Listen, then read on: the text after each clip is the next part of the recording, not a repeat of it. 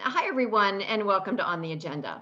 The evolution of the user experience in business banking is decidedly digital and increasingly mobile, lockdown life notwithstanding.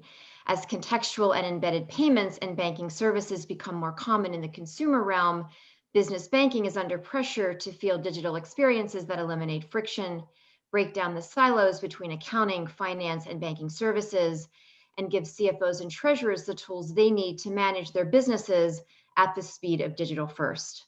On the agenda today is a conversation about the market dynamics shaping embedded finance, with three executives on the front lines of making it real for banks and for corporates. City National Bank EVP Treasury Management Solutions, Verna Grayce Chao, FISPAN CEO, Lisa Shields, and Stripe Treasury Business Lead, Tara Seshan. Thanks to all for taking the time to join me today. Thanks, Karen. You guys ready for conversation? I mean, we ready? I feel like ready. Like on the field, we're ready. All right, here we go. I promised that we talk about the market dynamics that are at the core of a conversation about not just making business banking more digital, but more accessible by moving it closer to the end user and more contextual in the context of the applications that corporates need to run their business. And Lisa, I want to start the conversation off with you. From where you sit and what you see, what are the market dynamics driving this? Yeah, so corporates have always wanted to consume financial services and banking services within their business applications. And so what we've seen since we've been in this market for 4 years is an increasing demand on corporates to not have to do it themselves. And that's the primary market evolution that FISPAN and others are responding to. In other words, the old way of corporates being able to make their workflow happen and have their banking embedded within their applications is they go out and hire a consultant. They do the integration, they pay for it, and they manage the connectivity. What we're seeing is like new technologies and new business models and the demand for the bank to make that happen for them. Mm-hmm. Tara, how similar or different is that from where you play in this space? Yeah, for sure. I think from the Stripe perspective, we saw this maybe more abstract market dynamic manifest really concretely in just feedback from our users. So Stripe has long been a payments platform for marketplaces, companies like Shopify or Wix that are looking to embed payment solutions or sort of financial solutions into a SaaS product for their users. And so when you think about this user experience, just from that pure user perspective, it just starts to seem immediately obvious. Like, what's more ergonomic for a business? Is it deciding to start an online store, walking down to a bank, filling out paperwork, faxing that paperwork, talking to a banker, and then come back to their office and do the whiteboarding to get their business started? It's just often not the way it works. In reality, the way businesses get started is maybe you're a knitting store in Brooklyn and you log on to Shopify and create an account. And in the course of how that business wants to operate, it just makes sense for these types of solutions to sit within that experience. And so for us, even though the market is changing pretty abstractly, very concretely, we had our users just demand this type of stuff from us. It is interesting how businesses start today and where what different paths they take than, as you say, necessarily walking down to the bank to open an account. Verna Grayce, I'm sure that that's not happy news for you, but you know this, right? Well, actually, go ahead.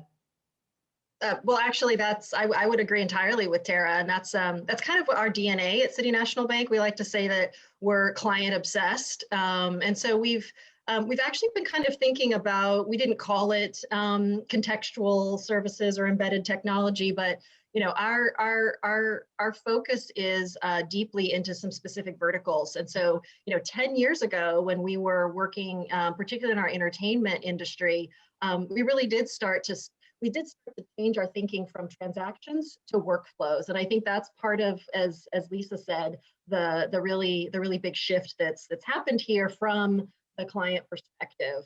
So what we did was we kind of got embedded that in our strategy, and we said, okay, we're a relationship bank that is really about building service models for our distinct clients. How do we lead with that and enable it through technology? And that really led us to our strategy, particularly for the industry, where we've built out an ecosystem now that truly does seamlessly integrate the banking for the industry across many of the payments, but also the data workflows. And I think, as we empathize with our clients and really think about what their needs are, Tara mentioned it came through the demand of the industry. It's very similar, and I think that might be different thinking for banks, but for us, CMB really is a fintech. I mean, we've been building this for over a decade. Yeah, you were on top of this trend before it became an industry buzzword. Exactly. And we're going to talk about your different approaches to solving for, contextualizing, embedding solutions into what the corporate environment is. But I want to go back to business outcomes. So when you think about the business outcomes sitting as a corporate, what are they looking to achieve? I mean, clearly eliminating friction, but is this a cost reduction? Is it a simplification? Is it growing the top line? Is it responding to new business models and opportunities? Is there a particular driver today that is creating more of a demand for this type of a platform solution? Tara, you're nodding your head. What are your customers asking for? So it depends on the customer. What our customers are asking for really goes back to, are they a net new business who's just looking to get up and running, in which case they are still trying to find product market fit and are looking for the first core product that might resonate with their end user. And so in that case, they're looking at these types of services as a way to establish themselves as a business. Perhaps they're developing a very verticalized iteration of a card service or a embedded banking service that they hope will take off with their user segment. They could be an established business where they're initially getting up and running with something like this to maybe underscore retention for their associated product, and then over time perhaps leverage what might start as a retention play into actually a revenue generating line of business where they're layering in lending or card services and earning revenue from that interchange or from interest. Or they might actually be using a service like this for managing operations. So as an example, with Stripe's issuing service, we see businesses like Postmates leverage card issuance and money storage in order to actually carry out that full transaction. If your Postmate is buying a burrito for you, Postmates might issue a card to them so that they can complete that in-person purchase with a card while just making their core product flow just happen. And so I really think it depends on who that business is and what they're looking to solve. And I don't think that is the complete set of solutions either. Those are the initial things that have been presented to us, but I'm always impressed by developer creativity and business creativity to a large extent, that people can take what are ideally composable primitives of a card issuance, money movement, money storage, maybe creating cash advances, and combine them in ways to solve their unique problems that might emerge. Lisa, what about you? When we've talked about this in the past, you've talked about the ability to manage more of the end-to-end customer experience. Is that a driver? So for our customers, which it's really interesting to hear from Tara, because the customers that FISPAN and our commercial banks serve and aim to make their business experience better, are looking for quite different outcomes from the ones that Tara is describing. Our customers aren't financial services or new marketplace business models. They're fast-growing software companies or existing manufacturing companies. And what our customers are looking for, you talked about, hey, are they looking for operational efficiency? Are they looking for revenue growth? So they're not looking for revenue growth. They're looking to lower their cost of being the most fantastic back office for their business. Mm-hmm. And that can be as simple as being able to see their cash balances and their book balances within the same application. And you think about that, that's saving, you know, a head turn and a few keystrokes to log in. So that's not really driving the business, but it's an incremental efficiency. Mm-hmm. When we go with our banks and really do client joint discovery, what we hear is the real killer app is, one, not needing to be payments experts, right? So at the corporate level, I don't need to know what a SWIFT is. I don't never want to know what an ISO 20022 is, right?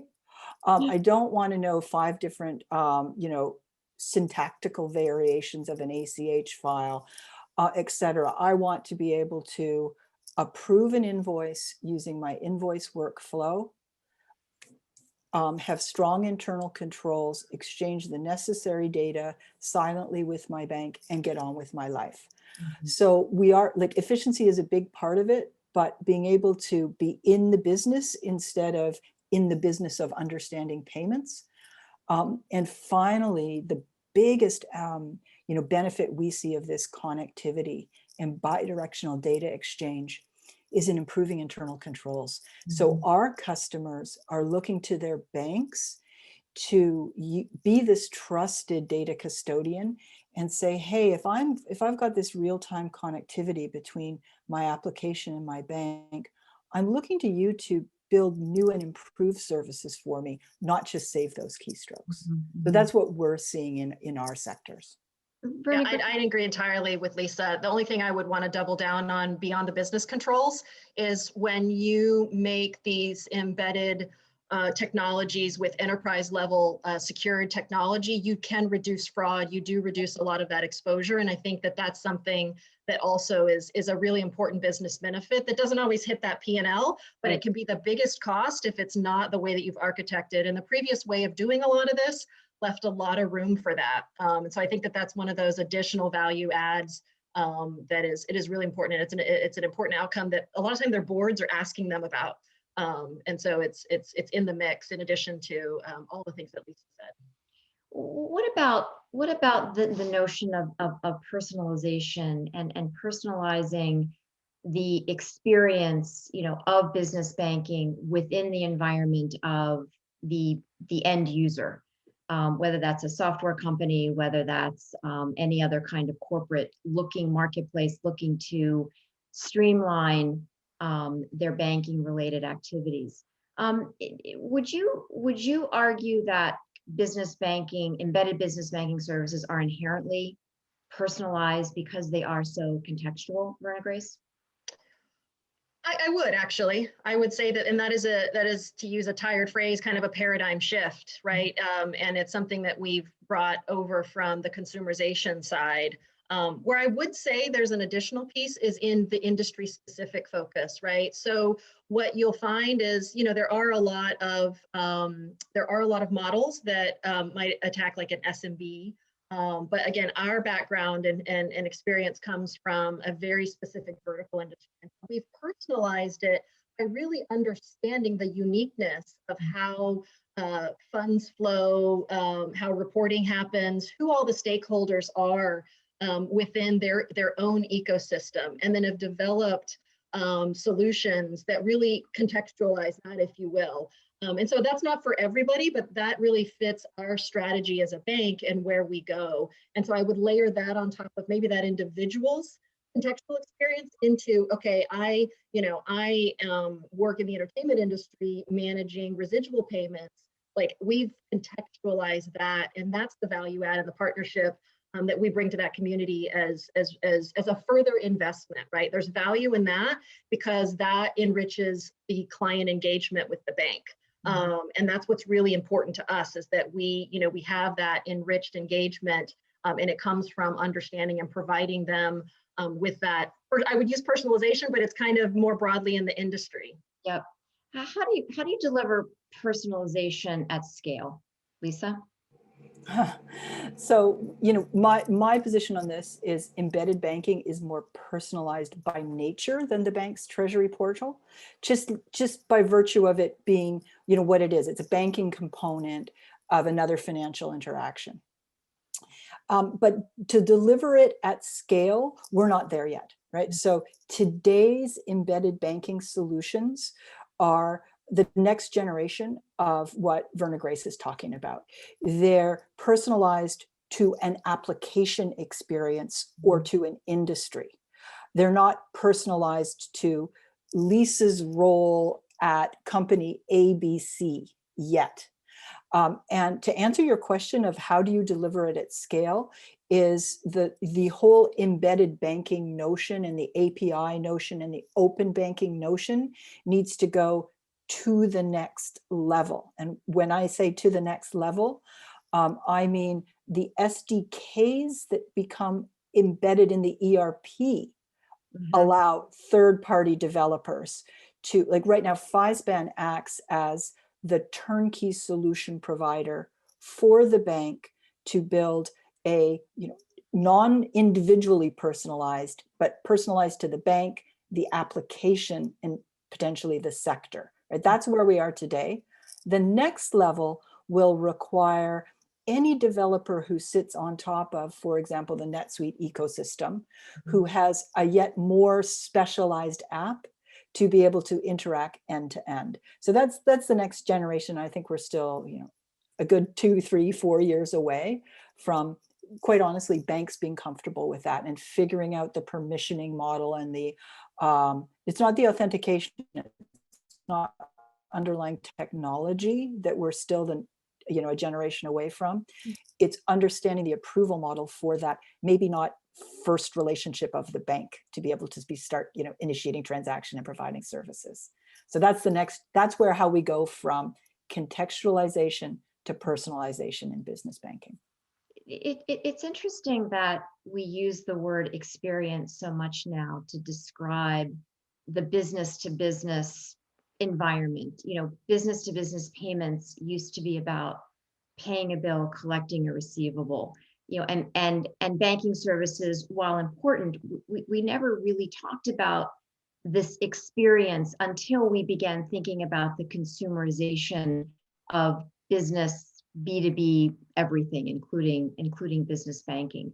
Tara, on the concept of personalization and the experience, making it simple, yet making it relevant. What are the expectations of the platforms and marketplaces that you are serving with what you take to market today? Yeah, I think most banks, not every bank, of course, but most banks are really specializing in kind of one size fits most products on the application layer. And you brought up sort of the consumerization piece, like from a consumer level, the basic checking account that you can walk into the local branch on Main Street and get is kind of designed to cover pretty much 60% of the total population using a pretty similar user interface. It functions effectively the same for almost all users. Banks, of course, have that really powerful set of underlying primitives and features, FX, ACH, et cetera, but they're often stretched across a wide set of use cases from a portal perspective. And so while this might make sense in many cases for individuals, financial circumstances, of course, differ, but tend to rhyme in some sense. You want money in from a job or pension, money out to housing, utilities, debit card payments, et cetera. Businesses are just wildly different from one another. Like, do you have in-person stores? That means that your need for operations is going to look really different. Do you sell physical goods?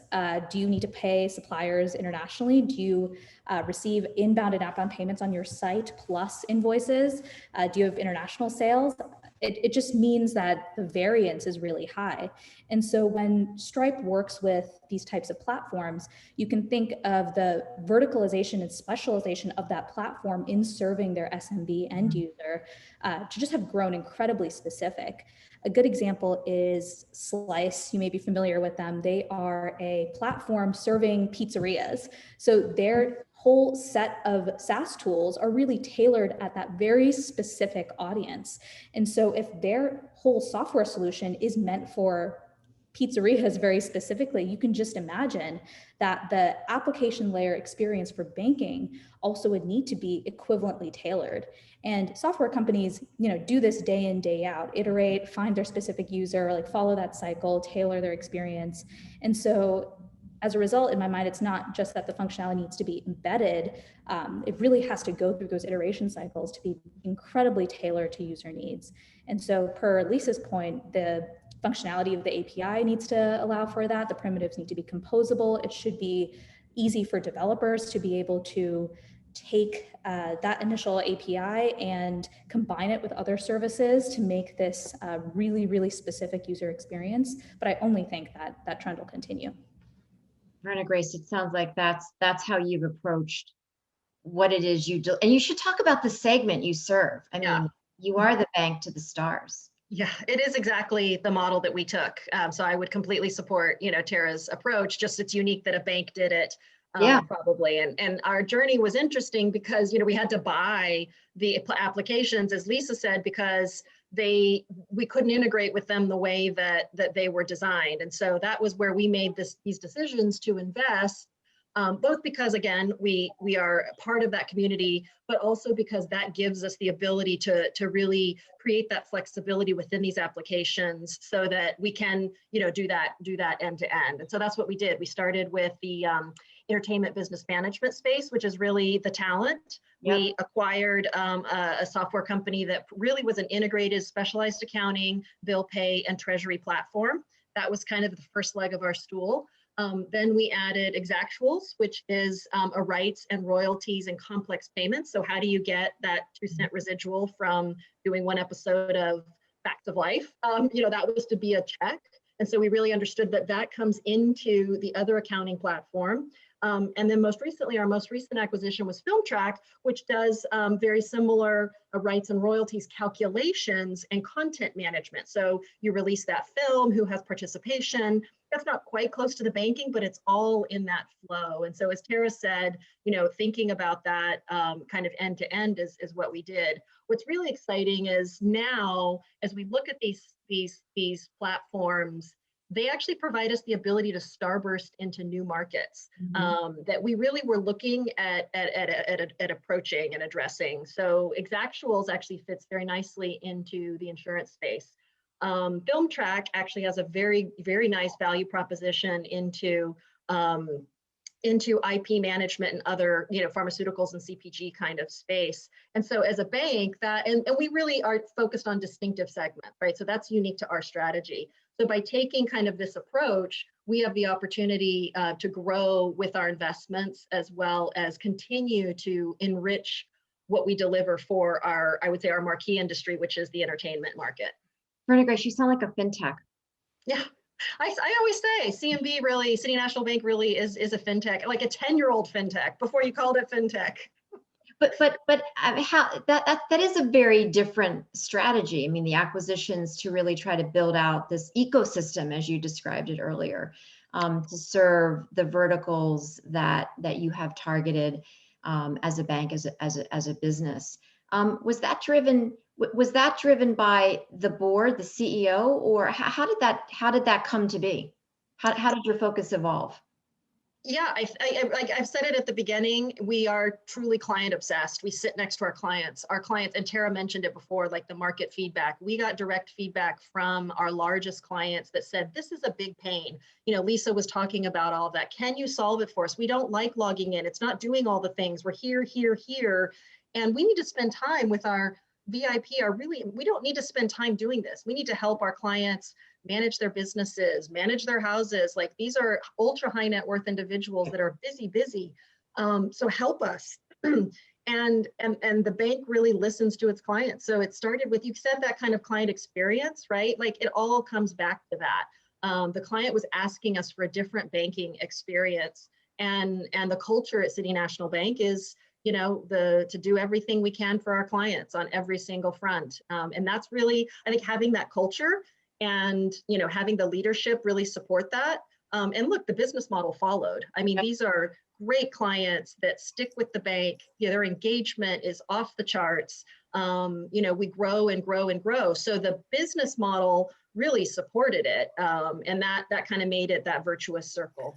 But what I want to point out that's really interesting about what Verna Grayce and what CNB did is 10 years ago, you opened with something that said, look, when we looked at providing this end-to-end integrated service, the technology was such that, and the security issues of integrating were such that we bought it and owned it, right? Like that was the decision that was necessary, whether it was completely desirable from a business model and worked out great, it's fantastic.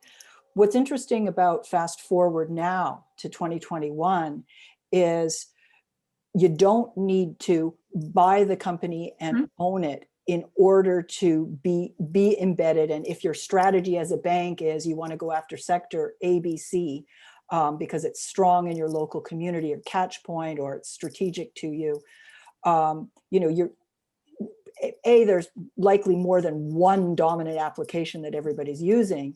And so the idea of embedded banking, whether you partner with someone like FISPAN or have your own API strategy, you can go out and do that now without having to buy the application. So our message to the market is, the advent of technology, actually opens up a wider variety of strategies for banks to take. And I think the debate that Karen wanted to start to, poke around at is ultimately, Tara coming in, empowering the slices of the world, which is just awesome that's the name of the company, right? Are they really going to slice away at, are the fintechs individually, right, going to slice away at each one of these verticals by, these micro verticals by providing this better user experience? And there's only going to be a few banks underneath partnering with the likes of Stripe that are going to win, and everybody else is going to, be poorly servicing the 60 percentile with their one checking account.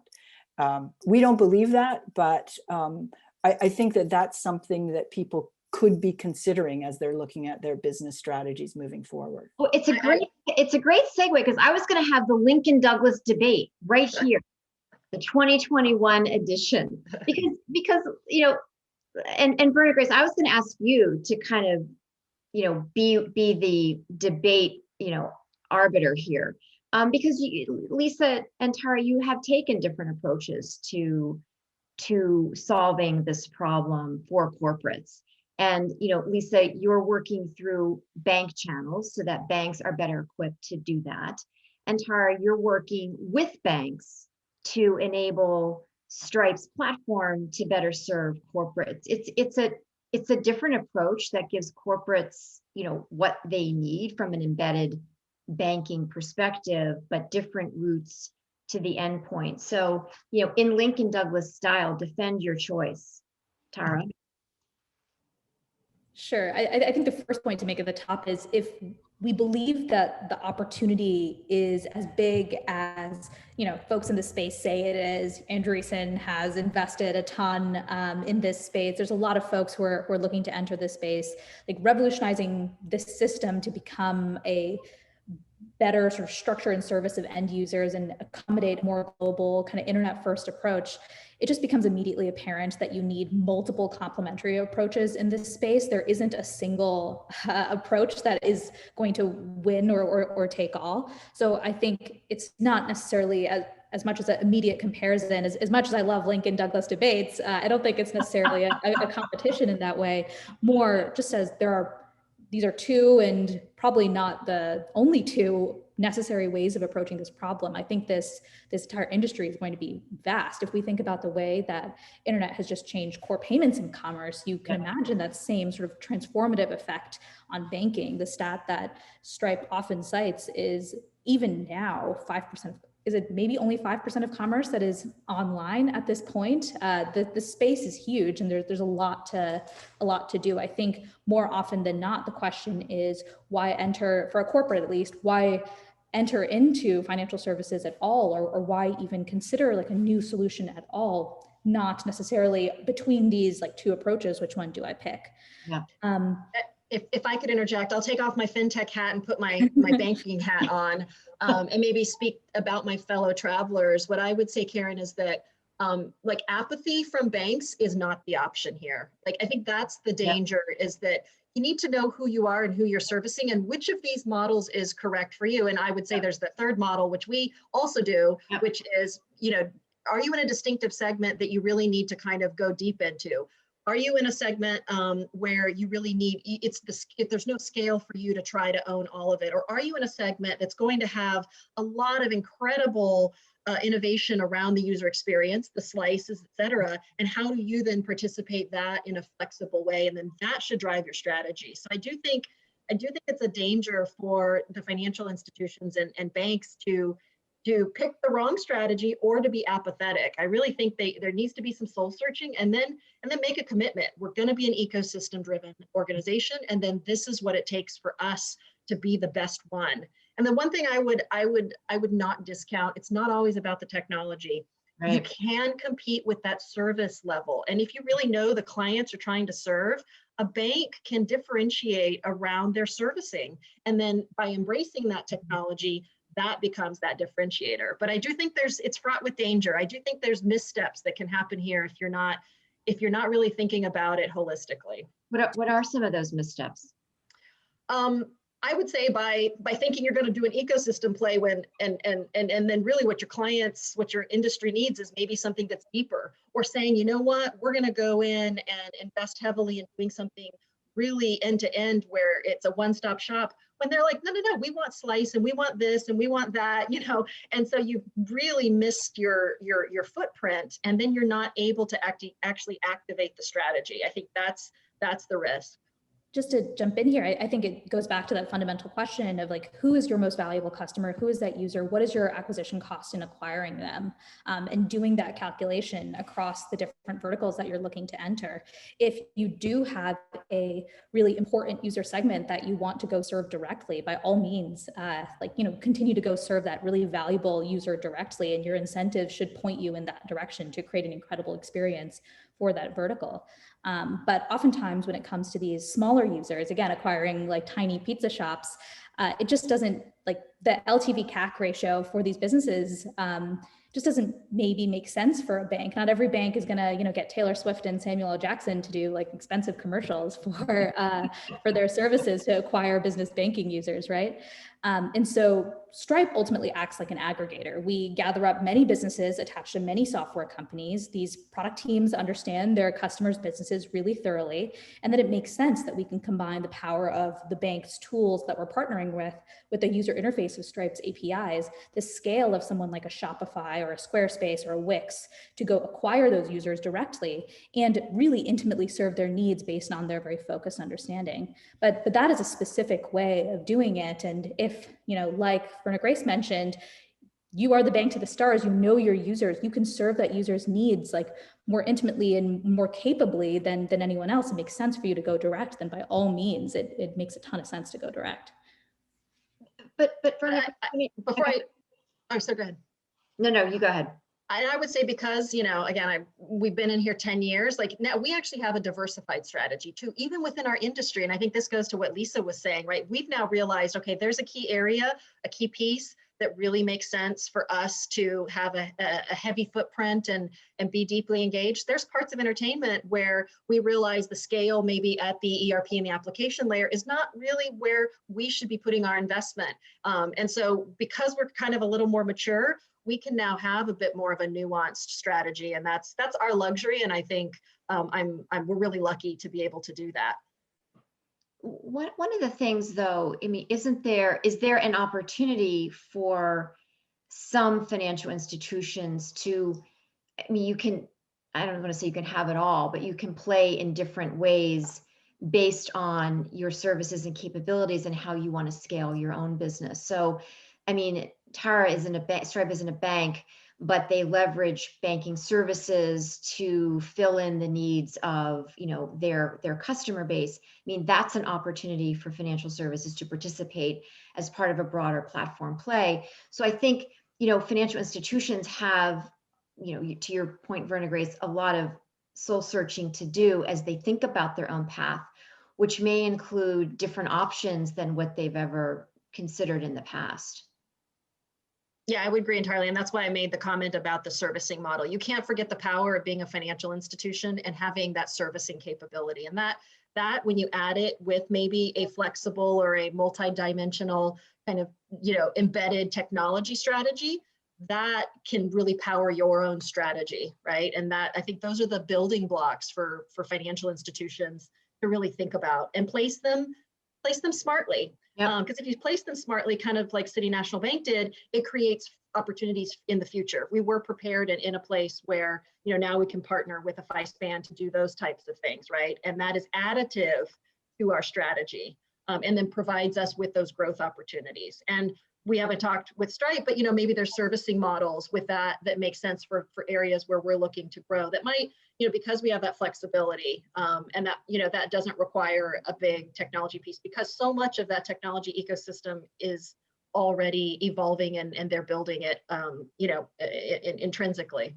And consuming. I just want to say that you guys are, I don't want to say head and shoulders, but the vast majority of banks are trying to, if we want to go back and use Tara's analogy of a checking account, there's enormous benefits to be brought to customers by taking the first step on this journey.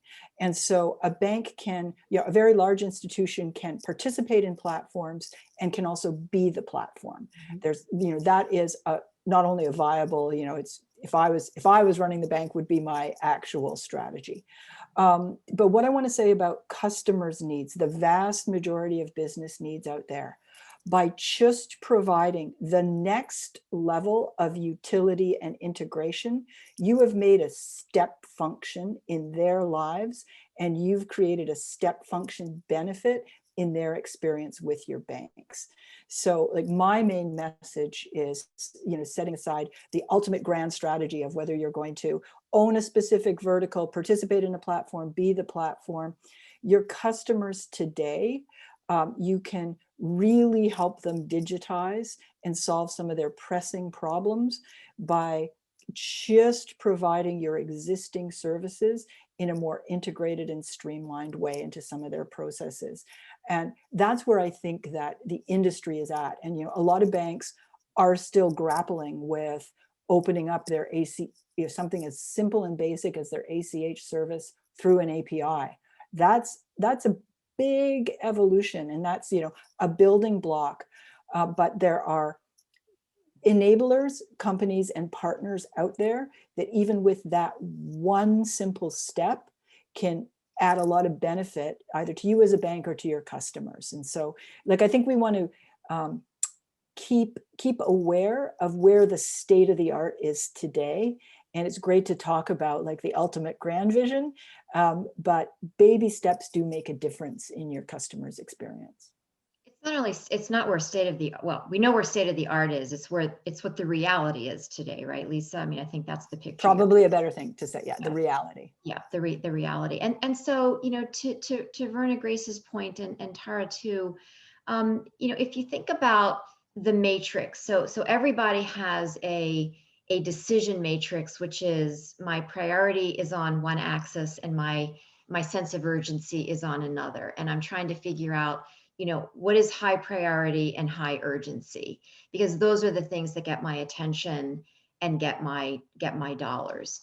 And I realize that the answer to the question is different for different users and also different for different players, depending upon where they are on the journey. But let's say that the goal of this is to take those next steps, to add that layer of value that is missing today for so many corporates, for so many end users.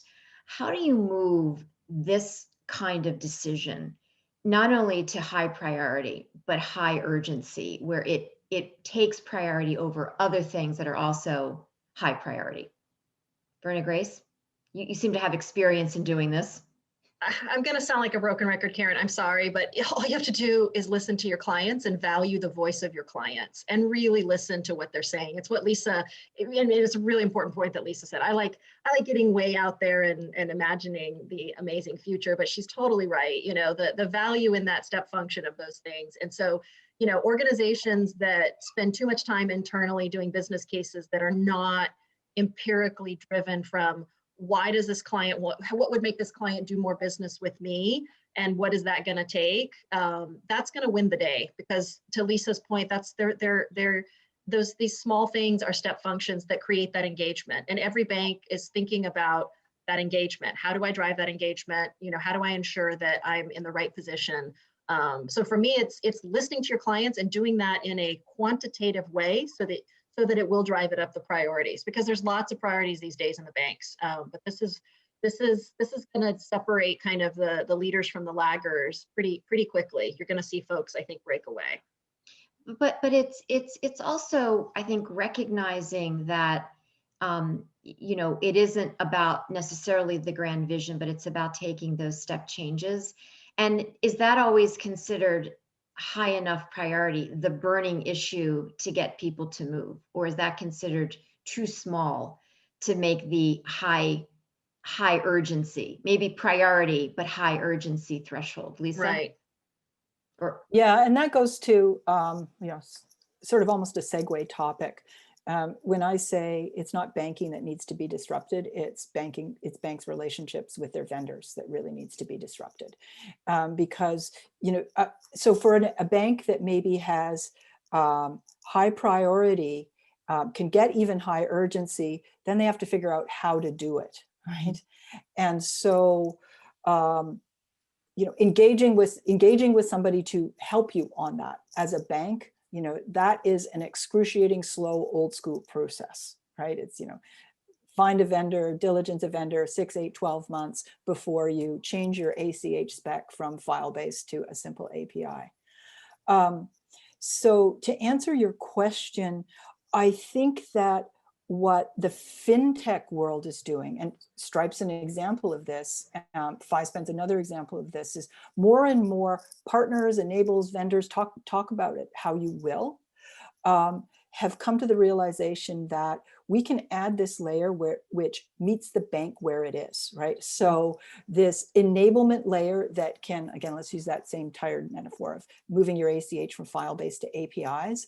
The bank doesn't necessarily need to do it, right? Like in order to have it, you don't necessarily need to spin up the technology project yourselves. You can look at any one of N approaches in the marketplace, from a pure vendor engagement to a partnership engagement that can make that happen for you. So I guess my answer to your question is, banks should know that the palette of ways to getting to these step function changes is much more vibrant now than it was a few years ago. And so I think that is there is an opportunity for financial institutions to move more quickly than they are right now, that maybe hasn't seeped down as fully as maybe it could. Otherwise, platforms like Stripe will make it easy and work with banks to power those kinds of business banking solutions so that the bank's decision is made sort of for them. Yeah, right. That's an important point, that ability to execute. There's a mindset inside of banks, I think, from years of good experience, that ability to execute is difficult. And I think Lisa's right on that is changing, that ability to execute with the partnerships and the models that are out there. I mean, Tara, that's the basis for Stripe Treasury, right?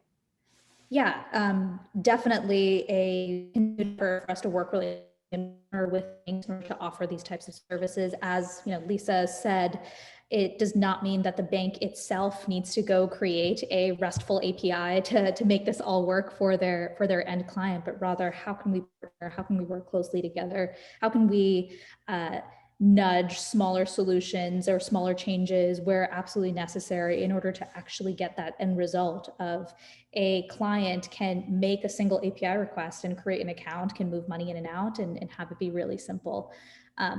To that end, I think what we have been really pleasantly surprised by is how easy it's been to integrate with our bank partners and work together with them, given this end solution in mind. So Stripe, of course, has worked with a variety of banks over the years, and we've developed some of those layers of how can we handle the AML, KYC, all of these different pieces on the Stripe side to get both sort of advantages here, with the bank making their stack, while the technology user in turn can get that experience they want of the API request is really low latency, is simple. They don't have to worry about absorbing some of that complexity. So if the bank's goal is to serve these end users, how can they harness these technology companies? How can they power the next DoorDash? How can they power the next Lyft? It becomes, as Lisa mentioned, just much easier than they would have thought otherwise. So this has been a fascinating conversation. It's time to wrap. I want to ask in closing the following question. Lisa, one of the last times you and I chatted, you said we're on the very, very beginning curve of the buzz curve. You called it the buzz curve. We're in the very early leg of the buzz curve. I mean, Verna Grayce, you've been at it for 10 years. I mean, you were making buzz before there was really buzz to be made. But anyway, that notwithstanding. As we think about, the evolution of this in 2021, and as we think about the progress, how far along the buzz / implementation curve will we be at the end of it? Lisa, I'll start with you. Yeah, I think that by the end of 2021, we'll see major treasury banks will be embedded in major ERP platforms for the major use cases, accounts payable and simple cash management. And I think that that's not buzz, that's reality.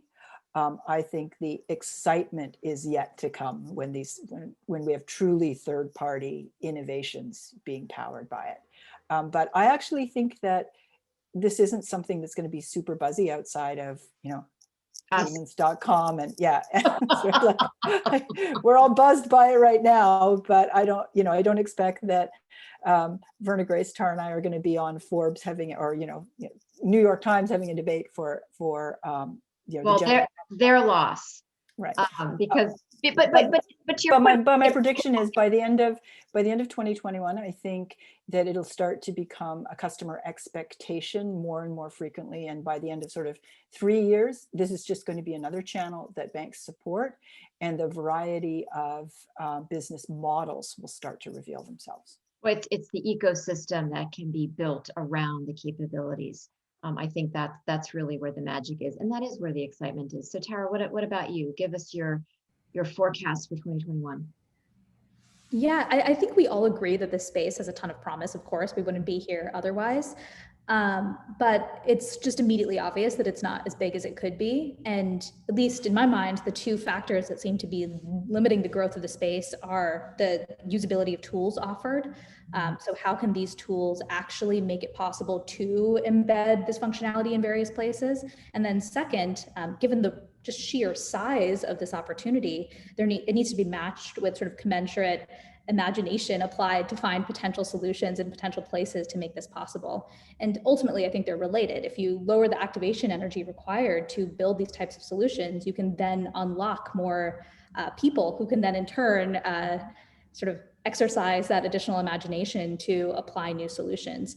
And so ultimately, if we can continue to build tools and products in a modular way so that we can address the immediately obvious use cases of, go serve some of these existing businesses, help some of these, new emerging fintechs get up and running, we can actually start to become a catalyst for all of these net new business models that are going to emerge because these tools are now accessible. I don't think we could have anticipated, oh wait, card issuance would have been like programmatic easy card issuance would have been a way for Instacart to run their business or for, Postmates to run their business, but these things are indeed becoming more and more possible. So I think if we can deeply invest in infrastructure, make these tools more accessible, we'll start to see really remarkable solutions. I'm always impressed by that level of creativity. Yeah, no, for sure. I mean, I think it's a good point. It goes to, again, building the youth, creating use cases on top of what the application capabilities are, and seeing what happens, especially as we very, very quickly and rapidly shift digital first. Verna Grayce, you have the last word here. Well, I kind of do the analogy of, I think we've got Route 66. I think we've proven people want to drive through the highways, but now we have the promise of the interstate highway system. And a lot of this infrastructure ultimately then comes the data, which really enriches that client experience. So I'd say we're at the end of the beginning with our awesome Route 66 with a lot to come. Route 66, I mean, that's kind of an interesting analogy. That's yeah. quite the visual we'll leave everybody with. Yeah. Verna Grayce, Tara, Lisa, what a fascinating conversation. I really enjoyed it. I thank you so much for your time. I thank everyone who gave us your time today to listen in. I hope everyone stays well and safe and healthy. Thanks. Until next time. Bye-bye now. Thank you. Thanks very much. Thanks, Karen. Thank you.